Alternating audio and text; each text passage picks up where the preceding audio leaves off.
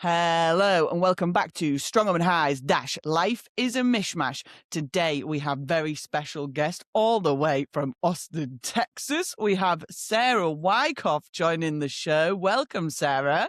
Yes. Hi, everybody. Yes, from Texas. No cowboy hats on me today. Sorry for that. Must have lost it.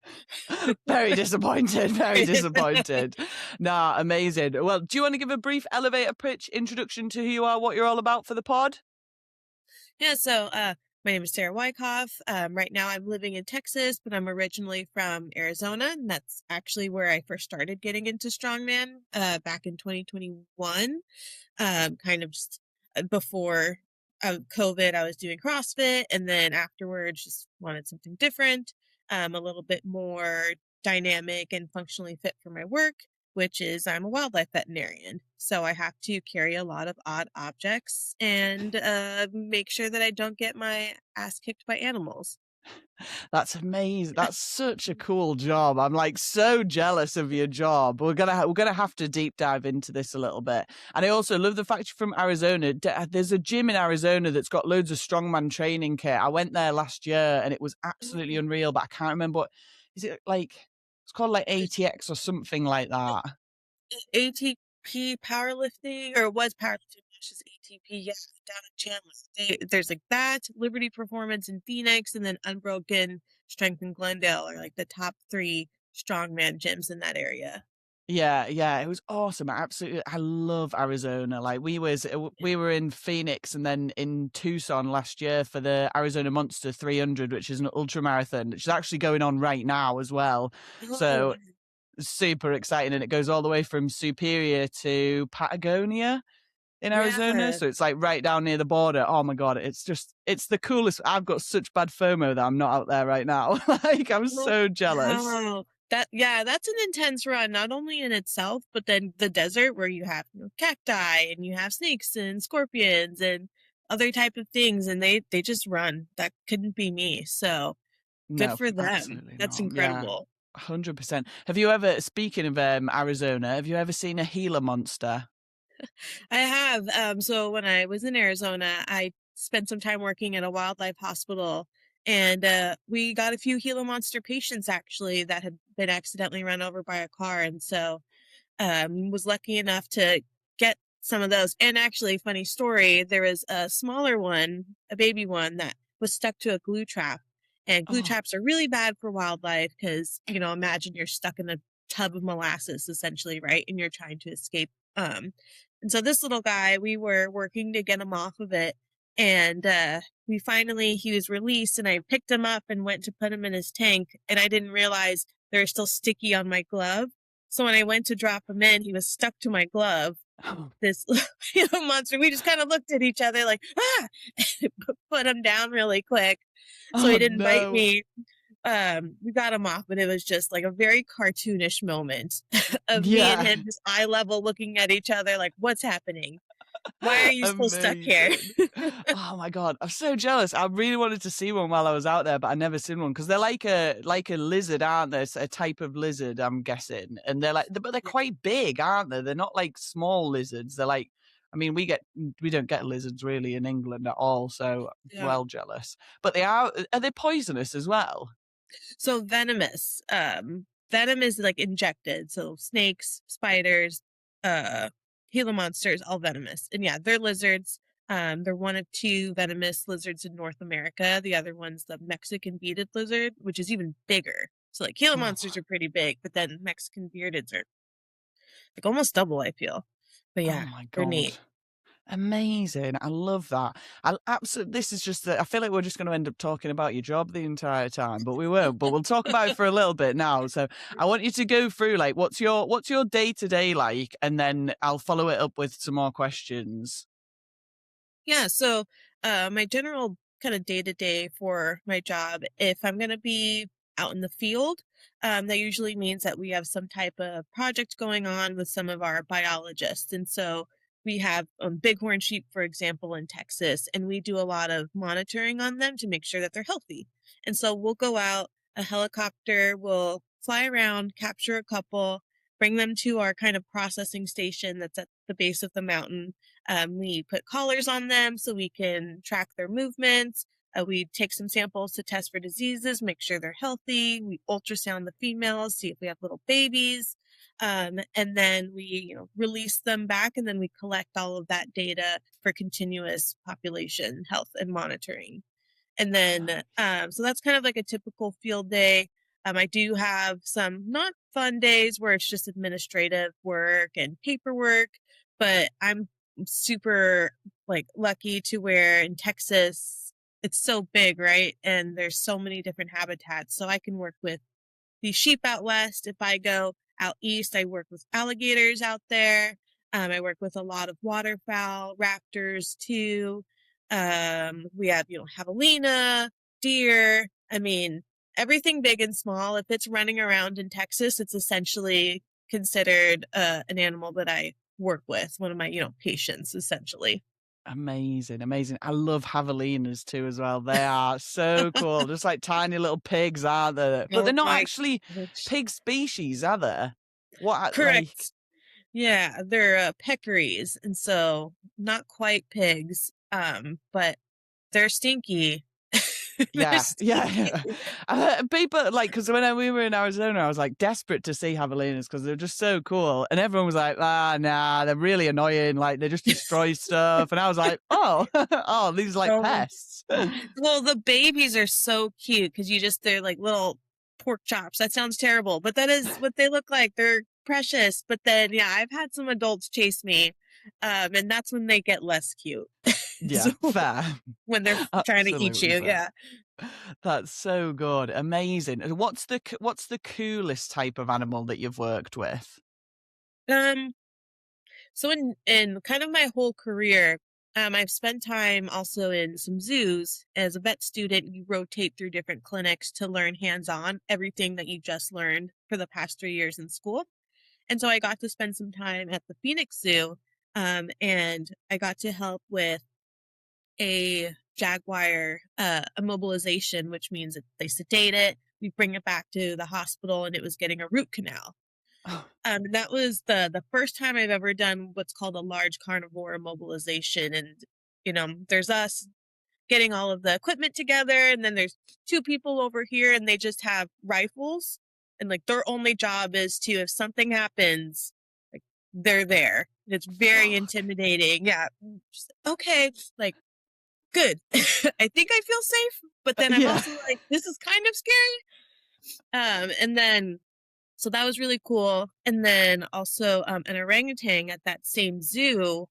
This is a once in a lifetime. I'll never see this ever again. It had a brain eating amoeba. And so I got to, Weird. unfortunately it didn't make it, but I got to see basically, like I said, a 1 in 1 million case of, you hear about, brain eating amoebas in the news and in the textbooks, and to actually experience it was like a huge learning opportunity. And we were able to write up a paper on it. And so other people can learn about that case too. Yeah. Oh, amazing. And actually, I Mhm. want you to send me that paper afterwards because I found that fascinating. Like, that's Oh, so cool. it's nuts. Yeah. And I guess so another kind of animal funny story. So for that orangutan, we were taking it to a veterinarian neurology center, which is just like for people, where they do CAT scans and MRIs. And so we had to, sedate it, of course, and it's in the back of like a Sprinter van where it's emptied out. She's laying there. There's myself, the vet, and the vet tech, and then of course the driver. And we're just driving along the highway, talking. She's sedated. We're watching her, and then you hear, we just kind of look around. Someone cough, and then, and she sits straight up. And so I'm a vet student, and I'm like, I don't know what to do. I am not a professional. Like, I am paying essentially to be here right now with school. Like, I panic. And the vet and the vet tech, they go in and they start getting more drugs into her system, getting her sedated again, while I'm just in my head thinking of the news story that's going to say van crashes on highway in Phoenix, orangutan and 3 human bodies like spread along the streets. Like, Oh, what am I? no. What's gonna happen? Luckily, she went safely back under, but the main vet, he just starts laughing and he says, "Oh yeah, I forgot to tell you guys. Sometimes orangutans will just do that. They'll just like sit up." Oh my God. That is Thanks. insane. That is insane. Is it what do you think then what's been the most terrifying experience where you've been like, fuck, if this goes wrong, this could go like really seriously wrong? Yeah, that's a good question. I mean, definitely that. That was one of Yeah. them. But really it's anything that's like a large carnivore. So the jaguar, I've done a couple mountain lions and bears too. Like luckily I haven't been in any situations where there's been immediate threats. But those are the ones where that's why they have people right there, with rifles or something else, because if something goes wrong, you have milliseconds essentially to make sure that you're reacting appropriately and everyone is safe. Yeah, 100%. That's crazy. Have you seen mountain lions in the wild as well?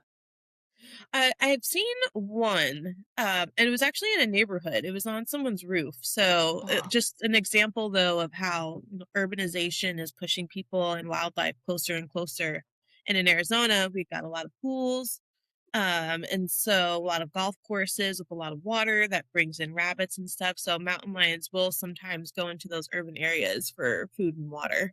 yeah, yeah. It's a bit like the UK where we get foxes in, but the mountain lion's slightly more Mm. dangerous, isn't it? The fox is like kicking over your rubbish outside. You just be like, oh, fuck off. Like, who cares? If it was a mountain lion, you'd be like, oh shit. Oh, yeah, no Yeah. problem. Way worse, way worse. Have you had any run-ins with any like venomous animals as well then? Anything where you've been like, ooh, close call? So when I first got to Texas, again, being from Arizona, most of the venomous snakes out there are rattlesnakes. And so we know the rattle and kind of the specific pattern.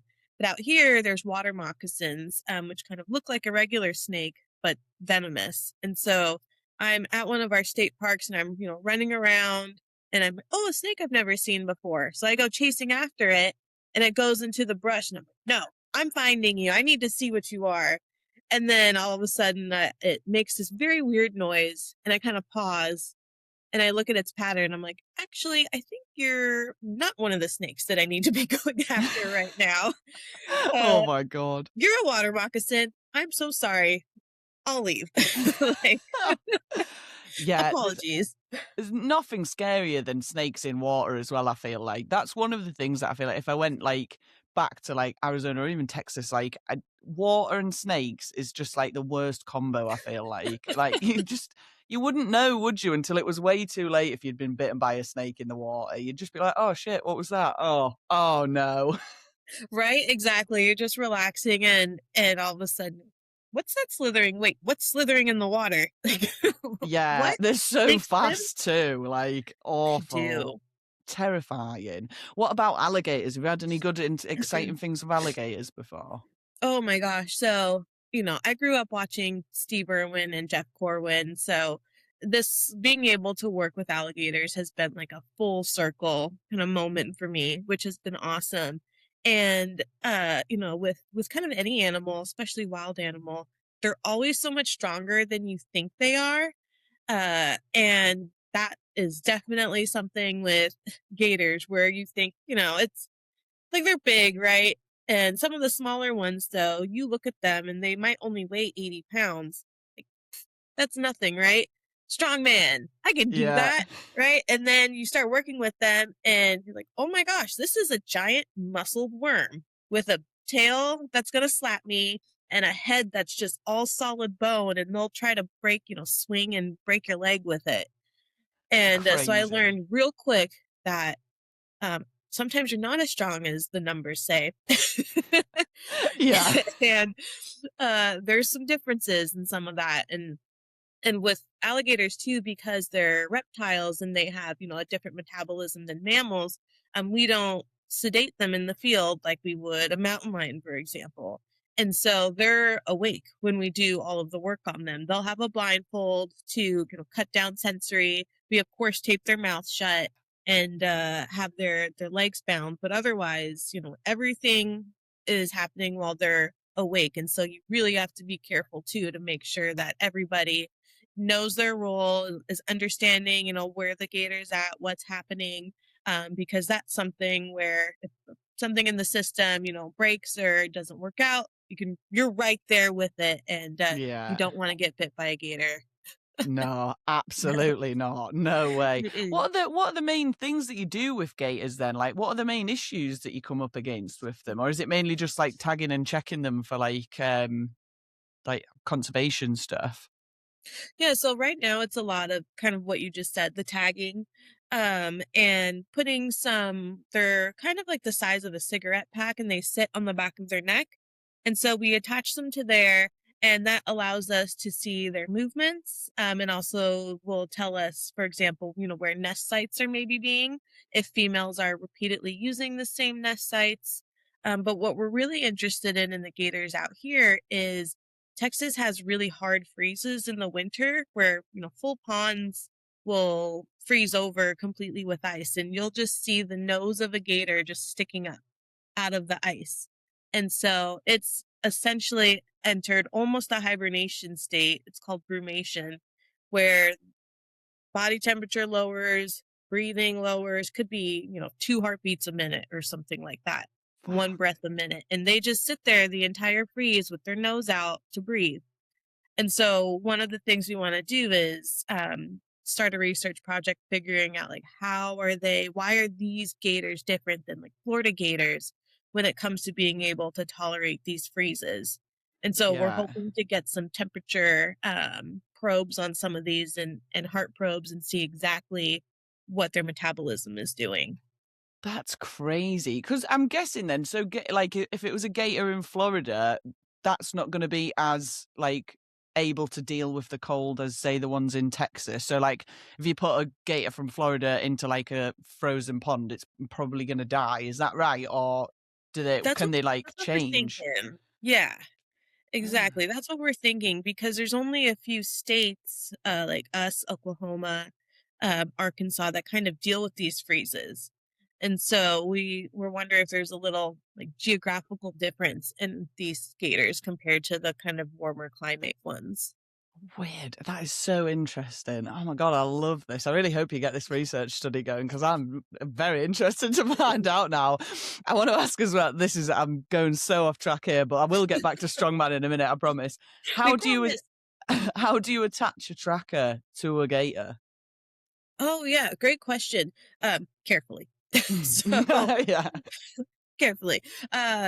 What we do is, so like I said, they're awake, but they are, not tied up, but restrained appropriately. And I just kind of sit on the back of it again, a la Steve Irwin. Get on the back of it, and then right on their neck is a perfect little area with their scutes, which is the jagged scales that are on an alligator's back. And I numb up that area so it doesn't feel anything. So local anesthetic is what we call it. So it's like when you go to the dentist and they numb up your gums, Yeah. so you can't feel anything. So I do that there. And then we just kind of insert some wires under the skin that pop out and essentially tie the transmitter in place. And so it just sits on top of there, and is able to hang on to those scoots, which, since they're bony, they provide a nice hard surface to tuck the wires under so they stay put. Yeah. Ah, that's so interesting because Yeah. I was wondering, I was like, how on earth do they stick them on? Like, would you glue it or put like it on a collar? But I guess, yeah, you're gonna have to actually go under the scoots, aren't you? Because otherwise, like, it's just gonna come off, isn't it? Like, Yes, and those scutes too, there's kind of like a whole like biodome in there. They're made of bone, they have a blood supply, they have to kind of, breathe through the skin too. And so you don't want to they used to put glue and epoxy on them back in the day, but then they realized it wasn't healthy for those scutes. And so now they've moved to this system that just kind of lightly rests on top of it and still allows water movement underneath and air to flow underneath. yeah, so interesting. And Mhm. how would you temperature probe a crocodile, an Right? alligator? So that's another great question. So, we're kind of thinking of two different ways that we might be able to approach this. One of them is just using like little internal thermal trackers that we Yeah. would implant in them. But as far as my research is done, I haven't been able to find any reports of this being done. So we're potentially looking at having to create something, which would be cool. Yeah. If we're able to do that and it works out, this can provide, a way for people down the road to continue these type of probes in science for alligators if we're able to put these transmitters inside, Yeah. because gators love to fight each other. And so the ones on the back of the neck sometimes get ripped off in fights. And so having one on the inside would be great. But otherwise, we're looking at some other type of like vet equipment where we put, it's called an esophageal probe, and we'd have to pull the gators out, and then you just kind of tuck it down into their stomach, and it gets a measuring right there in real time, and then you pull Right. it out. So that would be like a one-time measurement versus these probes, which would be better because they're in it, and we can collect long-term research easier. Yeah. Oh my God, it's just Mhm. fascinating. Like I could Yeah, talk to you all day about this. hey, I could talk animals all day. I mean, it's just all I've liked is animals ever since I was a kid, and so it's very easy for me to just ramble on. Yeah, yeah, no, I'm the same. Well, actually, I wasn't really an animal person as a kid, but now, I mean, I have hundreds of them. I'm a big animal nerd, so Oh, yeah, and I get more and more into it as I get older. So yeah, I can relate to that. But anyway, right, let's talk about some strongman stuff, shall we? Back to the reasoning for the yes. podcast. So let's go into your strong woman highs, shall we? Yes. Honestly, just I think this is kind of weird answer, but just in general, finding my identity in strongman, I think, has been a high. Like before, when I was doing, I started fitness late. I didn't do any sports growing up as a kid. I started doing CrossFit in I think 2017, something like that, 2018. And it was fun, and I did enjoy it. I do like the workouts, and when I started I was living in Florida, and there's a great community there. But then as kind of time went on, I realized in moving through different CrossFit gyms that it could get very cliquey, Yeah, and the sense of community wasn't as good as what it was like when I was first starting. And so I was kind of getting frustrated with that, and just the general plateau I feel in CrossFit, where there's a very big divide between you're an everyday CrossFit person or you're trying to be elite and do a bunch of competitions and games. And there's really no middle ground for yeah. people.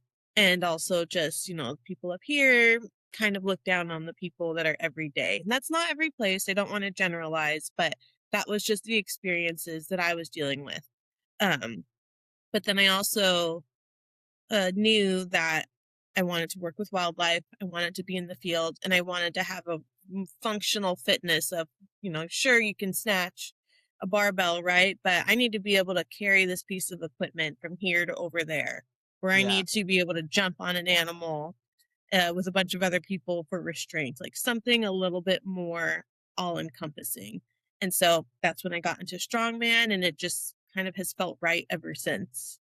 Yeah, amazing. What was like the starting point to get you into into strongman then? Was it someone like telling you about it, or was it a competition that you tried? So it was I was living in Massachusetts for a little bit, and there was like one night a week where the CrossFit gym that we were at would have like a little strongman hour. And so I kind of got a little bit into there, a little bit of an introduction, and I'm like, oh, actually, this is cool being able to do these different things. But then COVID happened, and so I had, took a pause from a lot of the gym stuff, moved back to Arizona for a little bit, and I just kind of put, I can't remember if it was like in a Facebook group or on Reddit, said, hey, I'm looking to, do some more strongman stuff. Any recommendations? And now some of my very good friends, Mike and Kristen, were like, hey, yeah, we do strongman stuff, come join over here. And that's how it all started.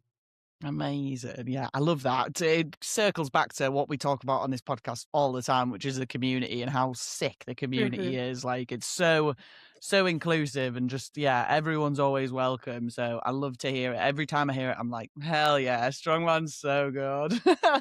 It is, and it's I feel like we are all kind of in general like a bunch of misfits, And that's why we all understand each other, so much. And I'm sure I'm not the only person that's kind of felt like other sports can be clicky.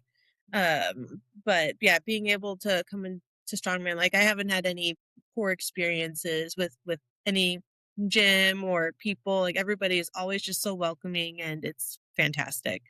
Amazing. Yeah, I love that. What's been your favorite like comp experience? What would your strongwoman high be for like in terms of comp experiences?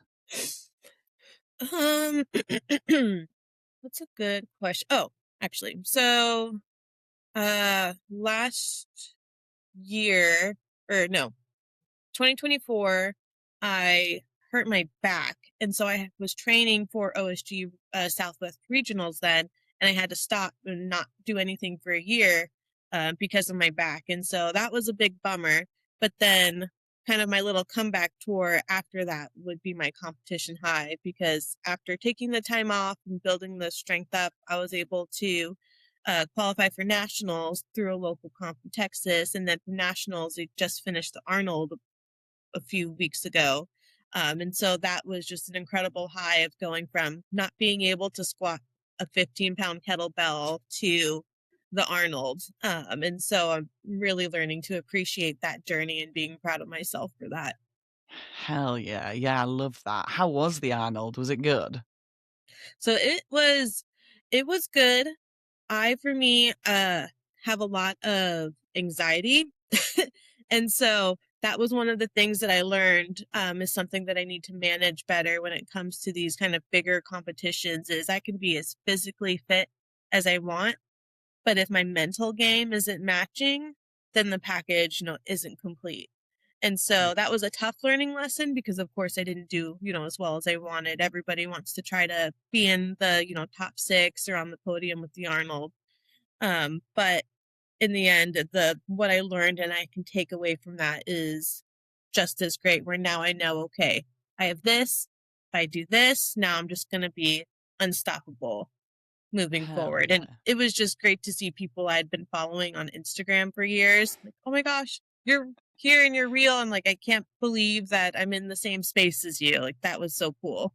Yeah, that's awesome. I know the Arnold's UK's on at the moment, actually, over here and Oh, this yeah. weekend. Yeah, so I mean, I haven't heard much about it, but I don't know. The Arnold's never really has crossed my path, like the UK or the US version. So I feel like next year maybe that's something I actually have to look into and maybe try and go to at least one of them because I feel like I'm missing out at the moment. Like everyone's talking about how good it's been. I'm like, fuck. Oh, yeah, it was apparently this was like one of the busiest Arnold years that they had. Like 100,000 people were there on Saturday. It Fucking was hell. it was nuts. Like I'm glad Strongman had kind of our own little area because it was jam-packed people to people the entire Yeah. weekend. Mhm. Yeah, I've heard I think they're gonna run it 4 days next year, aren't they? Because 'Cause they've said it's got Yeah. so big, like, they need to add another day, which is amazing for events really in this day and age. Like, most events are, like, stopping happening because there's not enough people going to them, whereas that one's, like, massive. Yeah, that's oh wow, I didn't realize that. So yeah, it probably would be like a Thursday through Sunday. Good for them. I think that'd be great for everybody. Yeah, I do. I think it'll be really good. I'm excited for it. What category do you compete in then? So I'm the 64 kilogram. Oh, nice, nice, lightweight. Do you have to cut down to it, or do you stay in that category naturally? So actually, before I started fitness, I was a 115-pound vegan. Oh, And so it's taken me a lot to build up. I have been historically kind of underweight for a lot of my competitions, which is good not having to cut. But then I've, being the smallest in the class sometimes isn't very good. Like it helps me with cardio movements, but then like overhead strength is something that I definitely am always working on trying to get better at. But now I'm like for the Arnold, I got to my highest was 155 pounds. I'm sorry, I don't know what that is in kilos. it's alright. Um, I so don't that either. was that was my kind of first like real. I felt like a big kid. I'm like, wow, I'm actually cutting like real weight now. Feel Hell yeah. strong, and so Hell yeah. that's been good.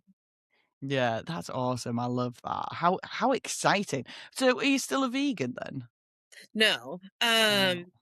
I'm not. That was something I was in vet school and I just thought, can I do this? and just decided Fair. to give it a try. Yeah. And it definitely helped with me being creative as far as the food that I had to make or going out and trying to get food.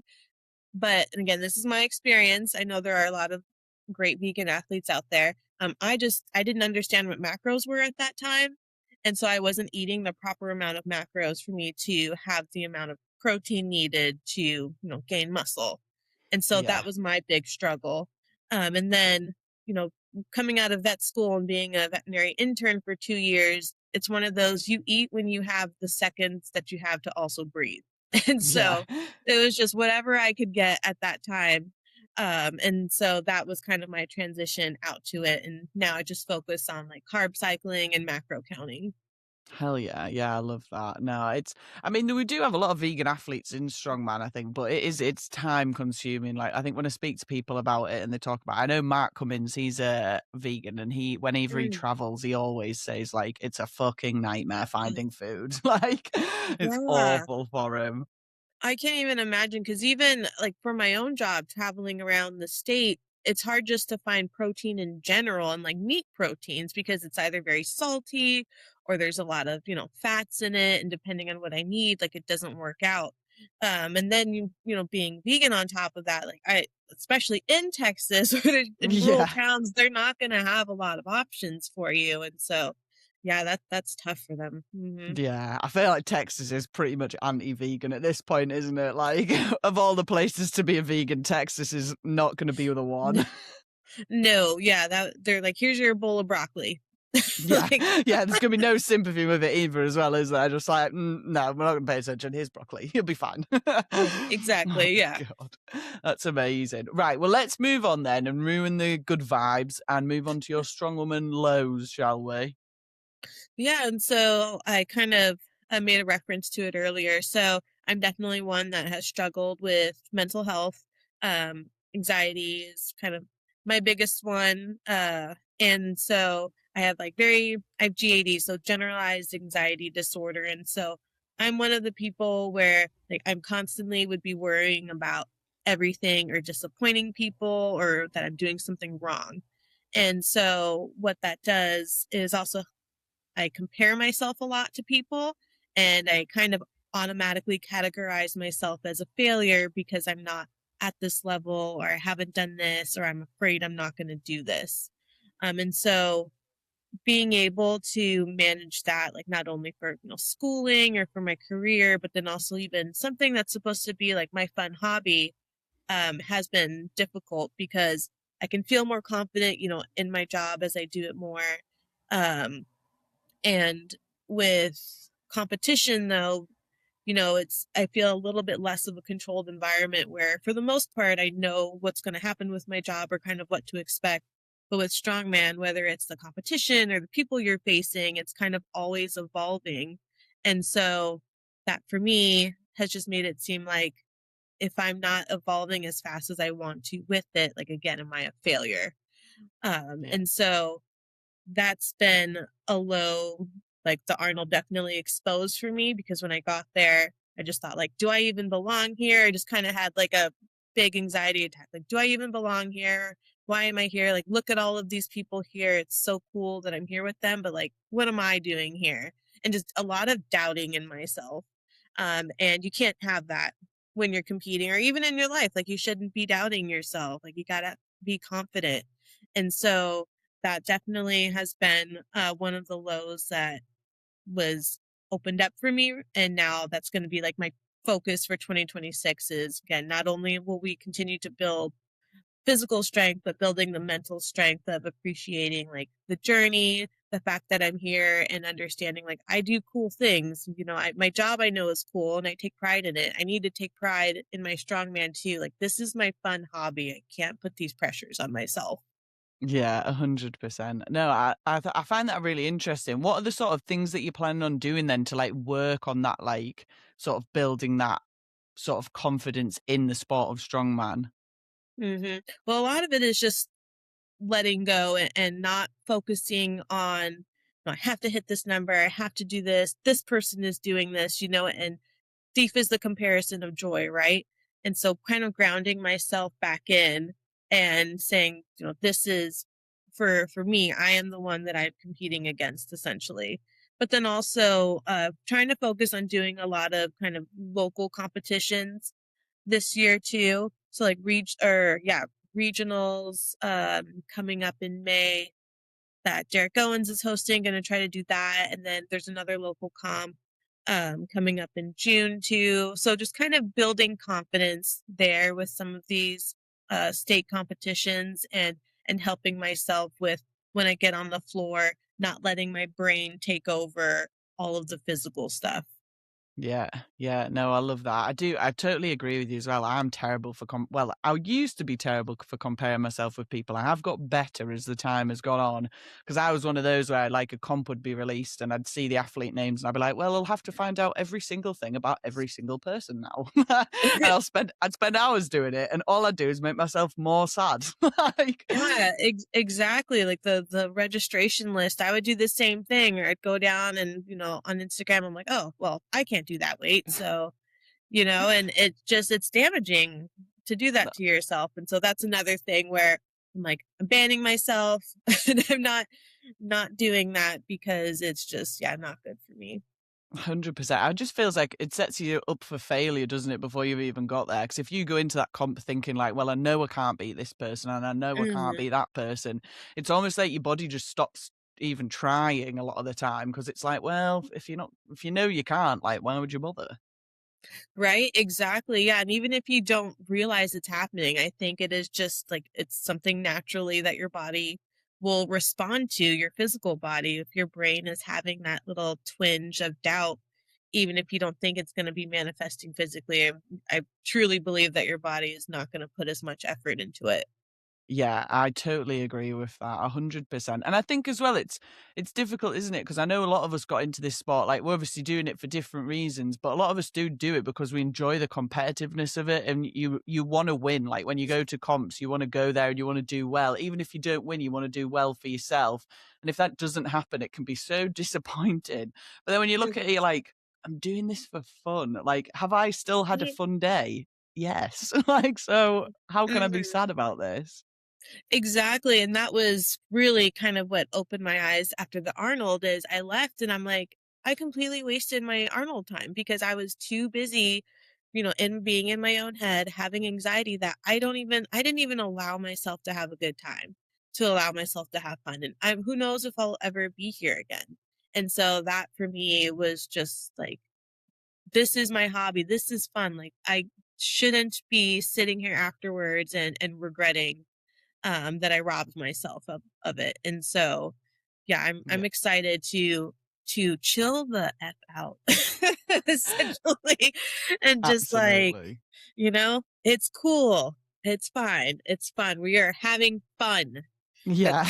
That's Yeah, I started doing it to myself at comps now, where if I get to a comp and because I had a couple of bad like comp experiences where I've been there and I've got so in my head about winning and like doing really well that I then like I don't enjoy it and I behave like a dickhead. Like there's been a couple where like I've come away from that comp and I've thought you've come across like a dick all day. Like that people are going to talk about you after that comp and go, she was horrible to be around, and that like oh, fills me with dread. And I've sort of gone like the last couple of years I've said, no, I'm not going to be that person. Like I like to be the person at comps that people like, wow, she looks like she's having a mint time. She's having a great fun time. So I've said like, if I get to a comp and I start to get into that place where I'm like, oh, I'm not enjoying this. This is hard work. This is a bit shit. I literally give myself the ultimatum of, are you having fun? Because if you aren't, then you have to go home.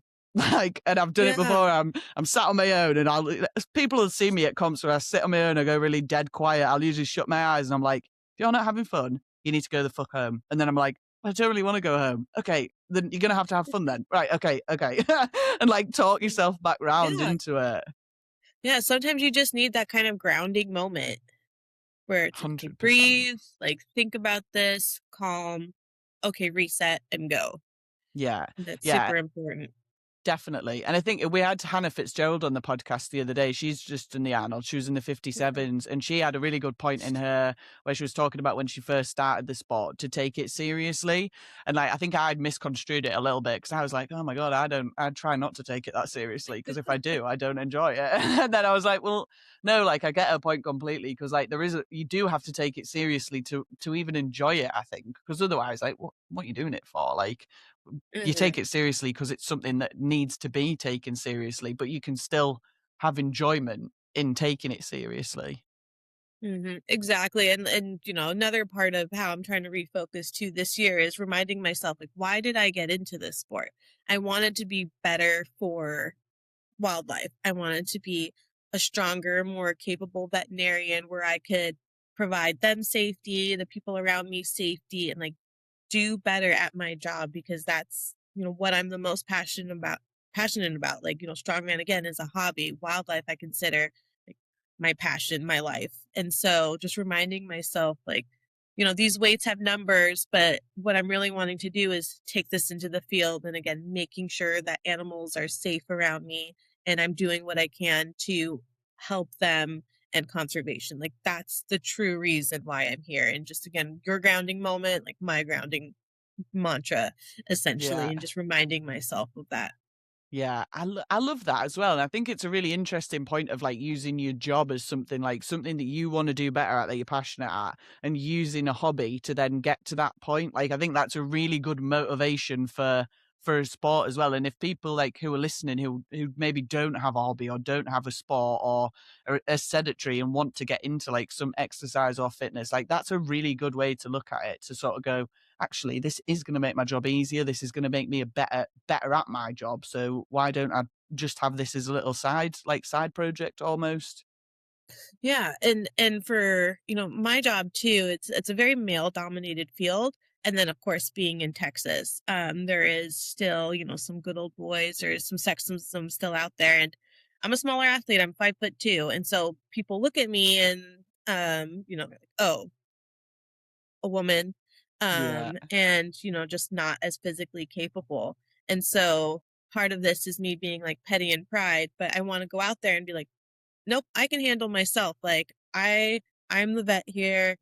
I'm the one that's in charge. Like I can move this from here to here. I can do this with this animal. Like, of course I'm always going to ask for help if I need it, but I am capable and I don't want people to think that I'm not just because I am a smaller woman. Hell Because yeah. you will sometimes face that. And so my team though is great. I've been working with them for a few years and now whenever someone new comes in, they're like, don't worry about Sarah. She's got it. Like she'll let you know if she needs something, but otherwise, she's good.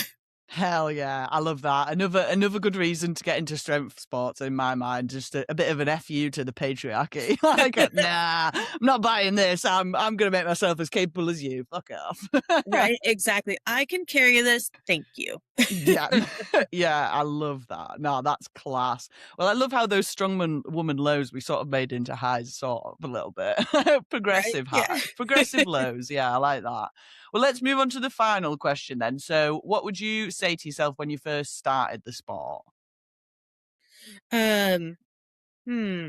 I guess yeah, just kind of what we've been talking about. Like remember what this is for. This is for fun. This is for, wildlife. Like this isn't a competition beyond, it being a competition. Like it's going to be okay. You don't have to win at everything. You don't have to be the best at everything. Like this is something for you to enjoy and just don't get lost in that.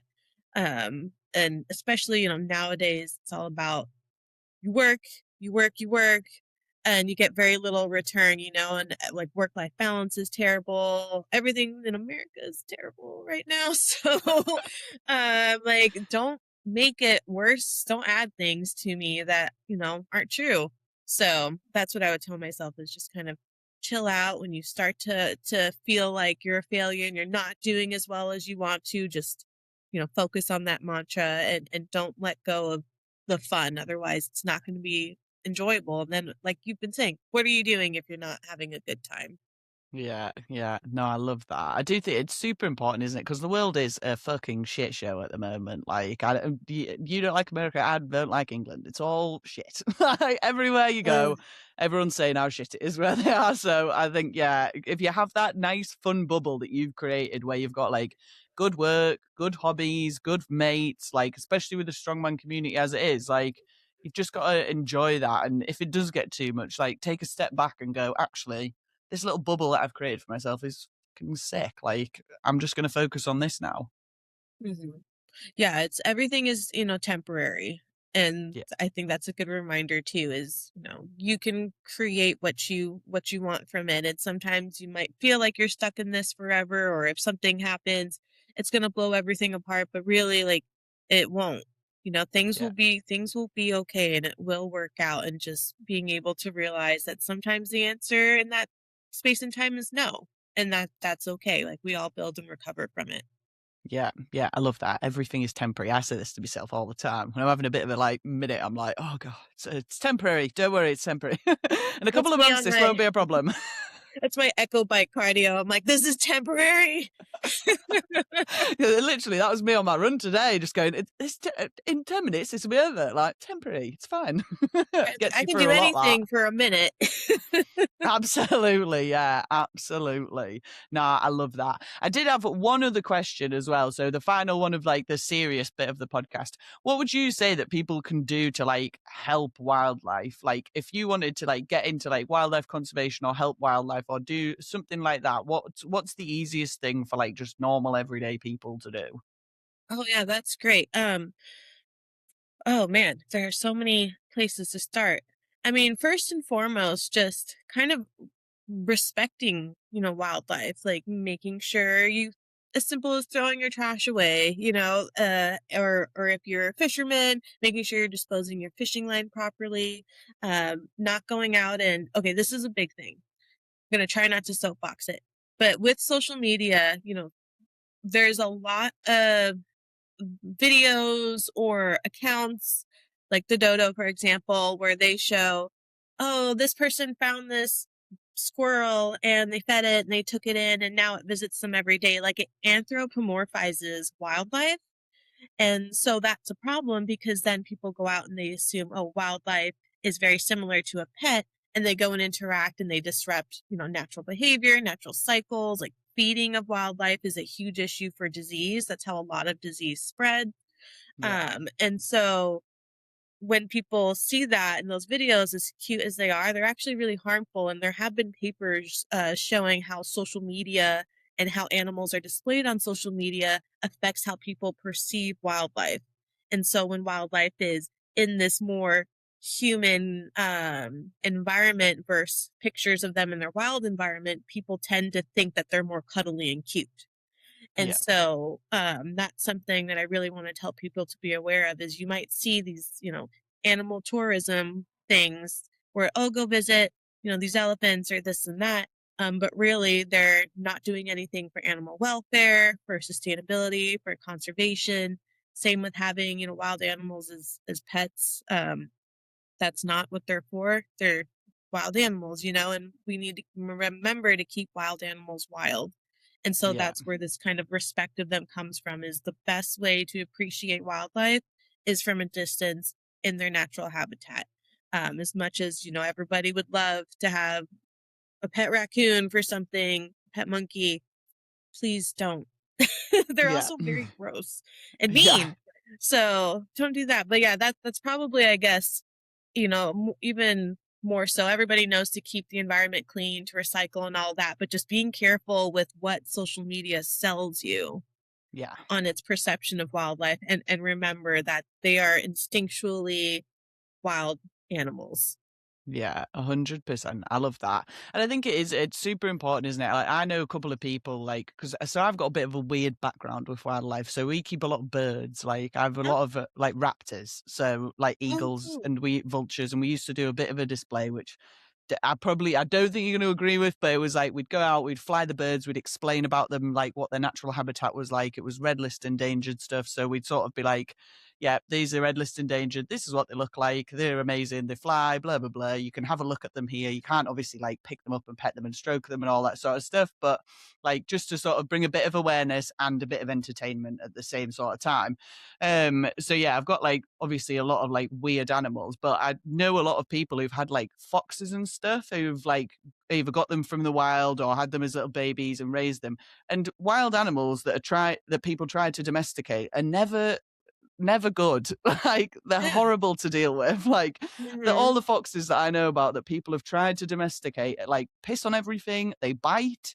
They're not Yeah. that friendly and cuddly. Like and if they get out, they're fucking gone. Like they Yep. can't be asked. They don't want to be with you. Like as soon as they find their own food source, they're like, fuck yeah, I don't need you anymore. Like, and I think people forget that like the domestication that we've got for pets, like say horses, dogs, cats, that type of thing, that's been thousands of years. Like we've Yep. done this for thousands of years to get them to this point. Like just getting a fox randomly from the wild, it's a couple of years with you, not going to domesticate it.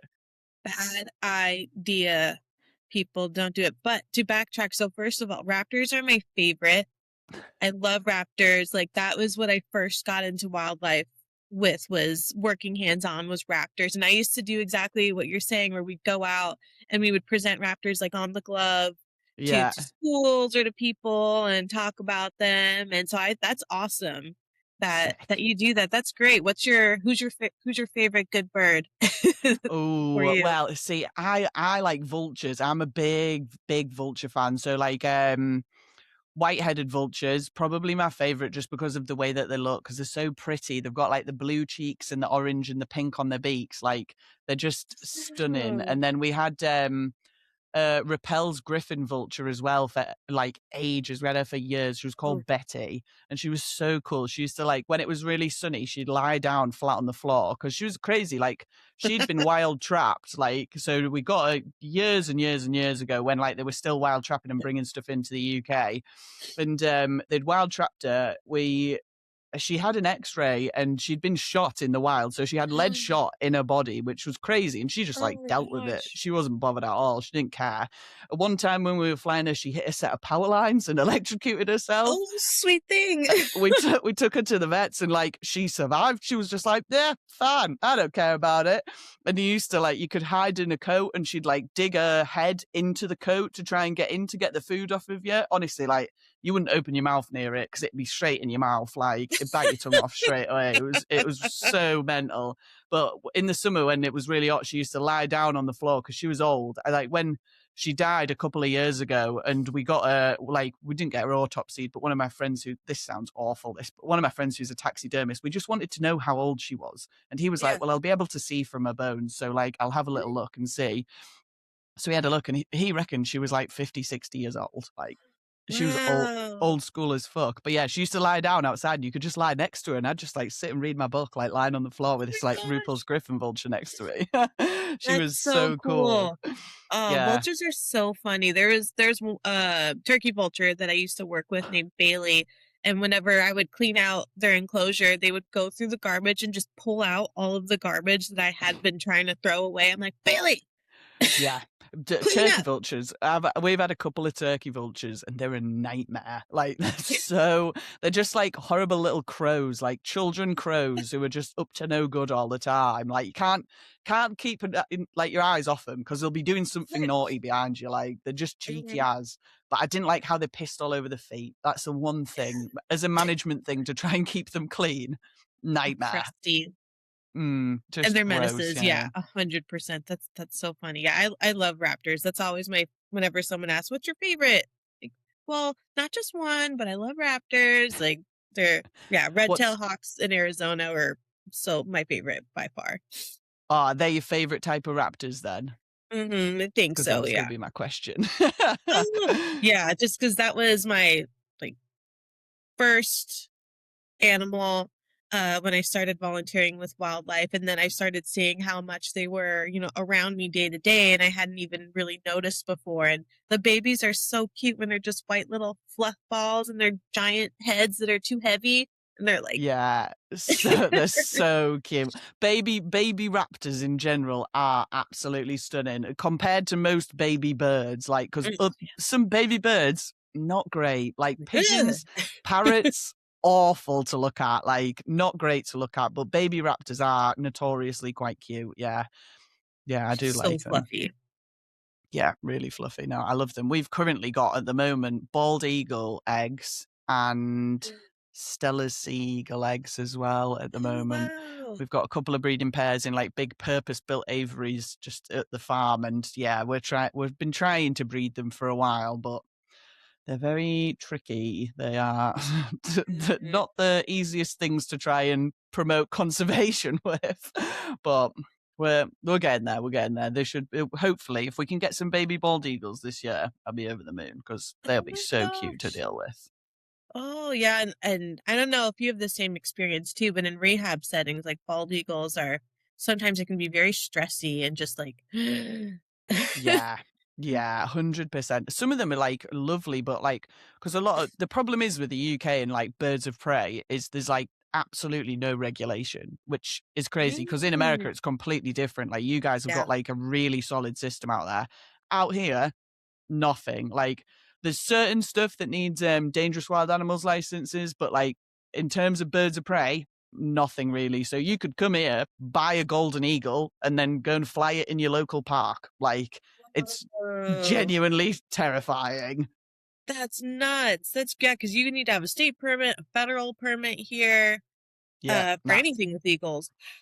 now you can do anything out here, Definitely. which is it's so concerning. And they're trying to legislate it, but like I don't know who's trying to run it because the legislation is just bullshit. Like, it gets worse and worse. It's not like they're not trying to stop people from buying them. They're just trying to, the people that already have them, make it harder to keep them. So like they're trying to stop people tethering birds and all sorts of stuff like that, which just makes it really, really difficult. So yeah, because my husband works, we've gone off track on this pod. I'm just talking to you like it's a chat now. No, We'll this get is back to it in great. a minute. Yeah, so my husband does commercial bird control work. So we go and fly falcons and hawks at like sites where they say like big colonies of nesting gulls where you can't, because gulls are protected in the UK too. Ridiculous. But so you can't kill seagulls. So we go to like big warehouses where they're on the roof and then fly falcons to like scare them away from it. So yeah, it's a good business model. It's like natural pest control is what we're aiming it at. Okay, yeah, we have some like hotels, golf courses, will utilize that out here where you'll just sometimes see someone walking around with like a Harris Hawk on a glove Yeah, or a yeah, peregrine, and yeah. they're doing that. Cities, downtown cities too. Mhm. Yeah, no, it does. It works really well, and it's a good business model. It's weird. It's a bit of a weird one, but like, it works well. But yeah, so obviously, like the more this stupid legislation comes in, the harder they're trying to make it for us. But it's one of Oh, them. If they that's just stopped frustrating. people randomly buying birds, I think that would solve a lot of the problems. Like, just put a license in that you had to have to buy birds, and then problem would be solved. But it's the Yeah, UK because government going up never do anything. is a choice. Yeah, yeah, 100%. Yeah, nah, but UK government will never do anything that's actually straightforward, will they? They'll always do the Mm. stupidest thing first. But right, anyway, let's get back to the podcast. So we'll move on to the final bit of the podcast, which is our Silly Goose section. Silly Goose. It's Silly Goose time, where our lips get loose and our minds run free. Silly Goose. It's Silly Goose time, where we chat a load of shit that's of absolutely no use. It's Silly Goose time. So, do you have a silly goose that you would like to bring to the table? I don't know. If you don't, I it's all feel like right. my I've got animal one. stories were my silly goose things, not really strongman stuff. No, that's fair. I've got a question if you want one. This Yes. one's a bit out there.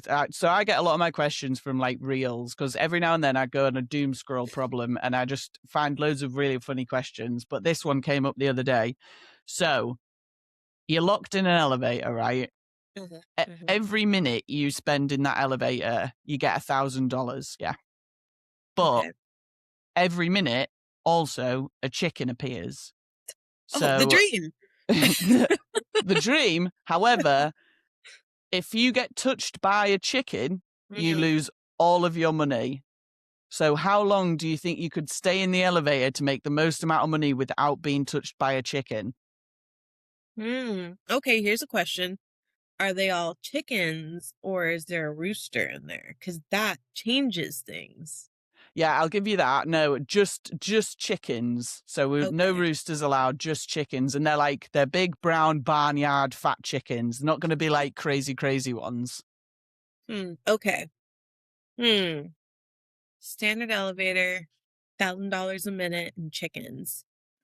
I'm going to say 7. 7?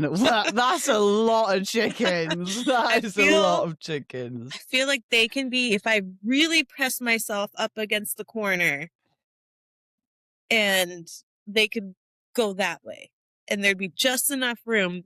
In my mind, they're very behaved chickens. And so they're going to their corner. Otherwise, I think 5 would probably be the max chickens if I'm trying to run around and avoid them in the elevator. Yeah. See, in my head, I know it's 2 or 3 because I've got a lot of chickens, and like the minute I go in there with them, there's always one that like you'll throw a load of food, and there's always one that's hanging around you, like as if you've got something, and I'm like, mate, I've thrown the food, like leave me alone. So I'd say max 3, and then I would instantly, the minute I hit that 3 minutes, I'd be like, get me out of here. I'll take 3 grams. That's enough for me. But if I had a pocket full of corn, though, I'd probably give it more. I reckon 5 to 7 if I had a pocket full of corn and I could throw it into a corner. Go. See, and that's funny because that's totally like right there our mindsets between the domestic and the wild. Like I'm thinking wild, chickens, even though they're domestic, I know the animals that I deal with, they just always want to stay away from me. So I could talk them into the elevator and they're going to be over here and I'll be over here. First you're like, no, these chickens, they're coming to me because they know what I got, that I got the goods. 100%. And I feel like the longer you spend with chickens as well, the more like over friendly they get. Like I don't spend a great deal of time with my chickens. They are mainly just for eggs. But like if I do spend a bit of time with them, or say I go in and clean them out, all of a sudden they're like, you're busy mates. Like they're all over you. And I'm like, hey, I don't even bother with you normally. Why are you bothered now? Like, yeah, they're just a bit intense. But I always wanted to train like a baby chicken to have that would follow me around. Like I'd love one of them, but every time we have chickens, I just think I actually haven't got time for this. Like hand rearing a chicken is actually quite a lot of effort. Yes, but they're so cute. They are very cute. If you could have, this is hypothetical, we're sort of going against exactly what you were saying before, but if you could have any animal as a pet and it was actually like there'd been thousands of years of domestication behind it, and there was no problems. Totally okay. Yeah, if it was ethically totally okay, what would you have? It's a good question. I probably would still pick a raptor because I think that would be so cool to just be like here on my couch and then over there, on its little perch is a hawk or an owl, and we're just hanging out, and it could go on my shoulder at night or something like that when we go places. Yeah, 100%. So I also have a house owl. It's another weird thing. People who've listened to the pod have heard about Alan before. So he's a tropical screech owl. He's only about like this big. He's tiny, yeah, but he's really outlived his life. So he's now 13 years old. They shouldn't live that long. Like we were sort of expecting him to get to 9, 10 and sort of keel over, but he's still going strong. He hates being outdoors. We've tried him loads. He absolutely hates it because they're polymorphic. So like you put him outside and he literally just goes and like turns into like a stick. Like he hates it so much. So he lives in my living room above my tortoise table. So he loves it there. I've changed his settings because he was over in the corner next to the fire and he was just sort of getting forgotten about. So I put him next to the tortoises and I thought the change might actually finish him off. Like, and it's just too much, too different. If anything, it's given him a new lease of life. Like he fucking loves it. But he's really into hairdressing, so he loves hairdressing. Sometimes we let him off on a night time and he'll come round. Obviously, I've been bald for quite a while, so he hasn't been able to do my hair for a while. But my sister was here over Christmas and she was sat down and he went straight across to her and was like on the back of her neck, just being like, I'll just sort your hair out. Don't mind me. She was like, what is this owl fucking doing? I was like, don't mind. He's just doing his hairdressing. He's let him do this job. Yeah. He's working hard. Exactly, yeah. He needs to earn some money somehow. He's been living there for fucking years with no rent paid. Pay the bills, buddy. Oh my gosh. Yeah, Exactly. we had at one of the places I worked at, we had a little screech owl, eastern screech owl named Percy, and he had one eye. And he would do the same thing. He would like, trill and get on Yeah. your shoulder. He was so cute. They are so cute. Like small owls, I think, are probably like some of my favorite. The only thing that I don't like about owls is how thick they are. Like they're so thick. I've tried. We used to fly a couple in displays, and oh my god, it's just not good. They don't get it. Like owls are stupid as fuck. Like anyone who thinks that wise old owl thing, nah, it's bullshit. Their brains are literally tiny. It's like there's nothing going on behind those eyes. They're all eyes, no brain. Yeah, Hate to exactly. see Yeah. it. No room for brains in there. No rooms. Well, anyway, right. That went really off track, but I have fucking loved this podcast. This has been so much fun. So where can people find you if they want to follow along with all your cool stuff and anything that you want to promote it now? Yeah, so you can follow me on Instagram like everybody else, Dr.Swyck, so Dr.SWYCK. I post a lot of more animal stuff than I do Strongman, but you're free to follow me for both. Otherwise, though, so the place that I work for, Texas Parks and Wildlife, we have a YouTube channel, and there are a couple of videos on there if you do want to see me, wrestling down some alligators or working on some bighorn sheep out in the mountains and putting collars on them. You can go to that YouTube channel and see all of that.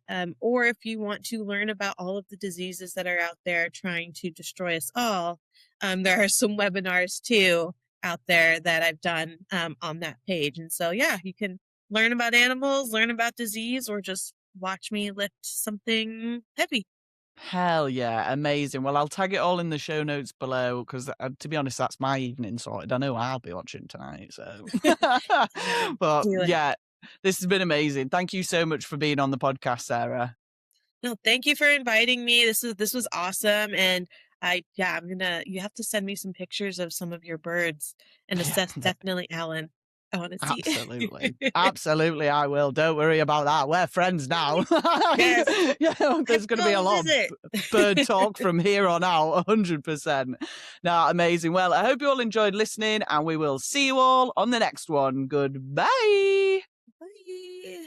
Thanks for listening to this episode of Strongwoman Highs, and I hope you enjoyed it. If you want to support the podcast, then please give us a follow on Instagram.